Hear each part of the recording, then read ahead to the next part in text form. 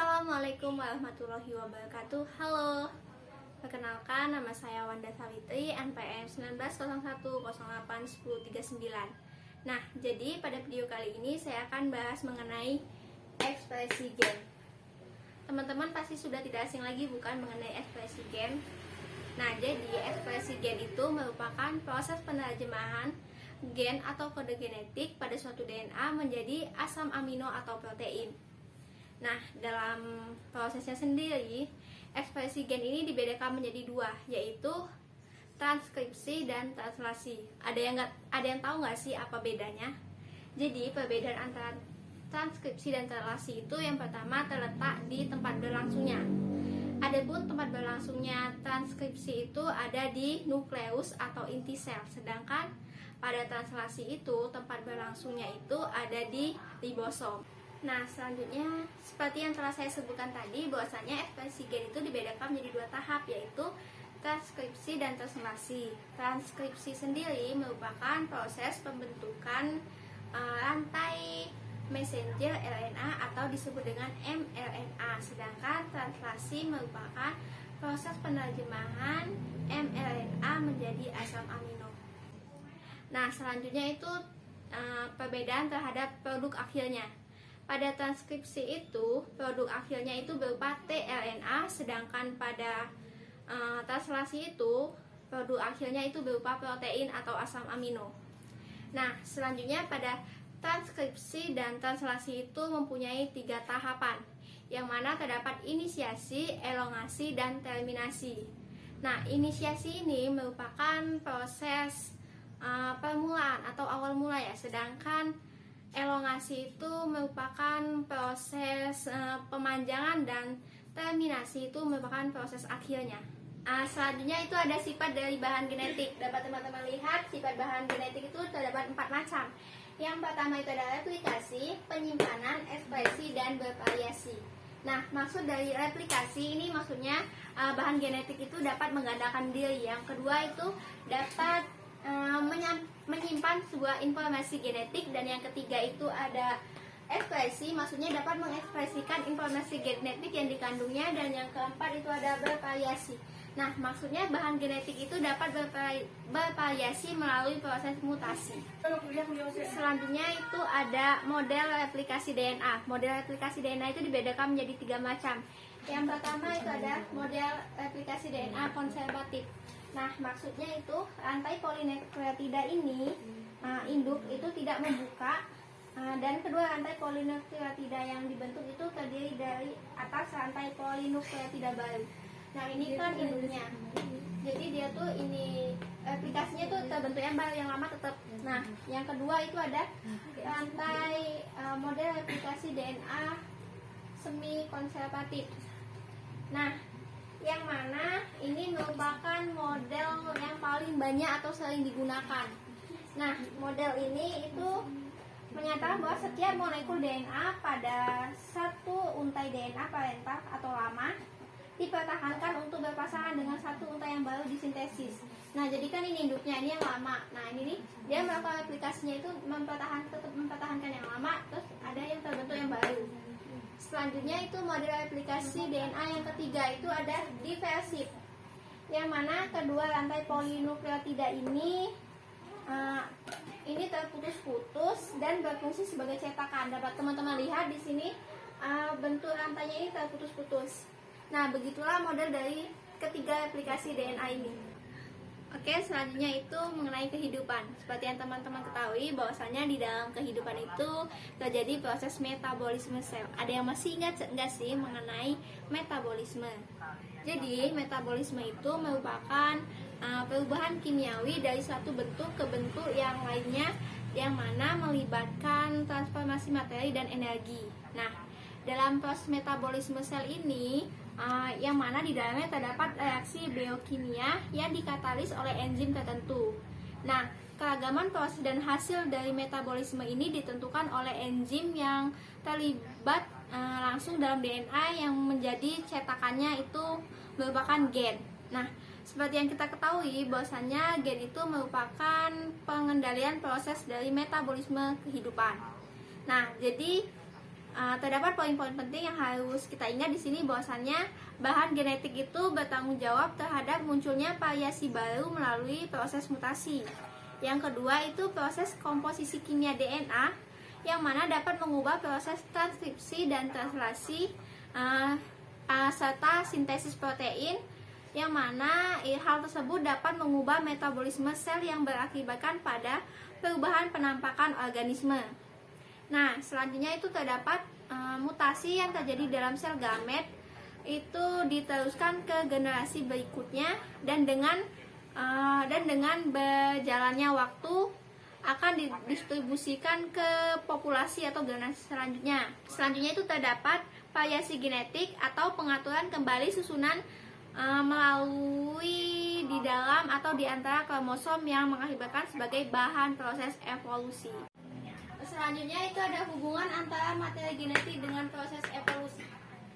Nah, apa sih hubungan antara materi genetik dengan proses evolusi? Seperti yang kita ketahui bahwasannya terdapat materi genetik,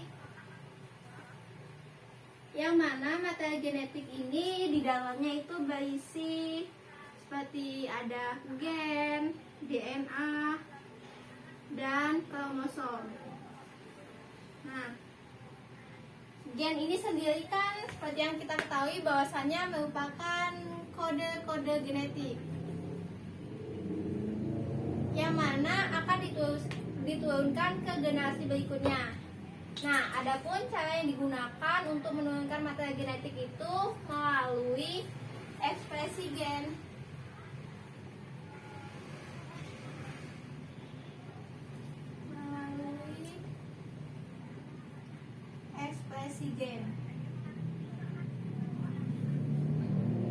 Nah, ekspresi gen ini dapat dilalui melalui dua tahap, yaitu transkripsi dan translasi.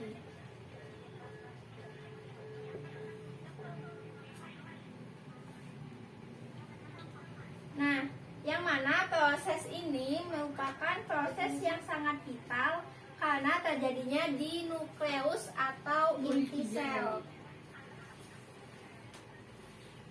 Jadi langsung aja kita tarik ekspresi gen ini terjadi di nukleus atau inti sel. Oke, bisa dipahami?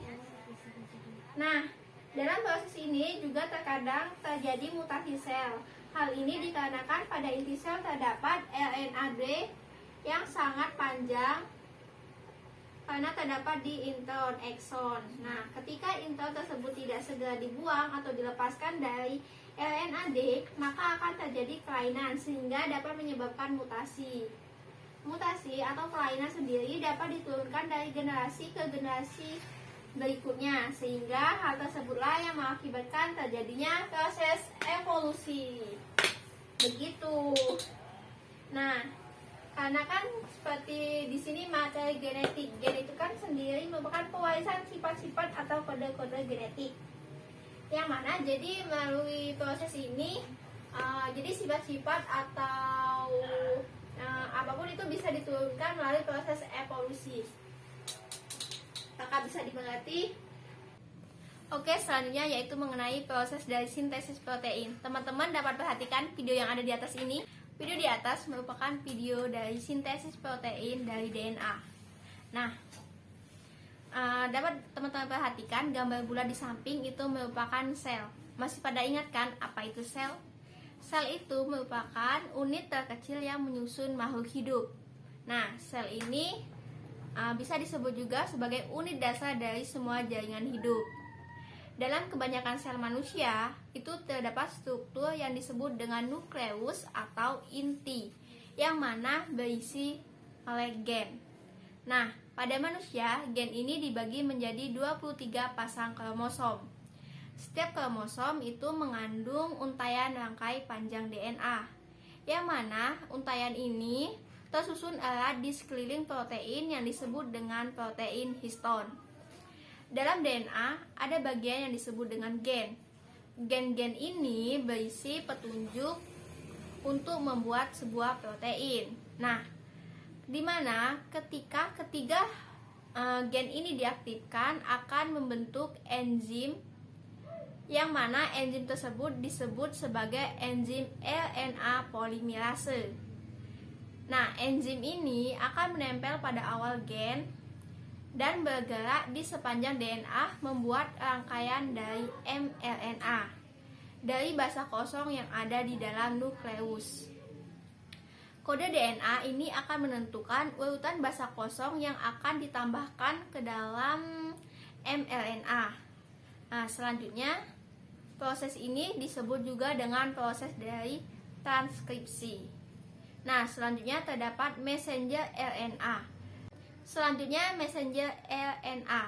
Nah, sebelum messenger RNA ini diaktifkan atau digunakan sebagai template untuk produksi sebuah protein, maka perlu dilakukannya sebuah proses, yang mana proses ini melibatkan penghapusan dan penambahan bagian dari rRNA. Nah, rRNA ini kemudian akan bergerak keluar dari inti sel menuju ke bagian sitoplasma sebagai pabrik protein dalam sitoplasma yang disebut juga dengan ribosom, yang akan mengikat mRNA. Nah, ribosom ini selanjutnya akan membaca kode dari mRNA untuk menghasilkan rantai yang terdiri dari asam amino. Seperti yang kita ketahui bahwasanya asam amino itu terdapat 20 jenis. Nah, selanjutnya molekul RNA ini akan ditransfer. Molekul RNA transfer ini akan membawa asam amino ke ribosom. Selanjutnya, ketiga basa ini akan menyusun mRNA dan akan dibaca sekaligus. Ketiga basa ini dibaca sebuah RNA transfer, maka akan memberikan asam amino yang sesuai dengan hasilnya dan akan ditambahkan membentuk rantai dari asam amino. Nah, setelah asam amino yang terakhir itu ditambahkan, maka rantai asam amino akan terlipat ke dalam membentuk sebuah 3D untuk membentuk protein. Maka terbentuklah sebuah protein. Nah, begitulah proses dari sintesis protein. Oke. Sekian yang dapat saya sampaikan, kurang lebihnya saya mohon maaf. Semoga materi yang telah saya sampaikan dapat bermanfaat. Saya akhiri, wassalamualaikum warahmatullahi wabarakatuh. Terima kasih.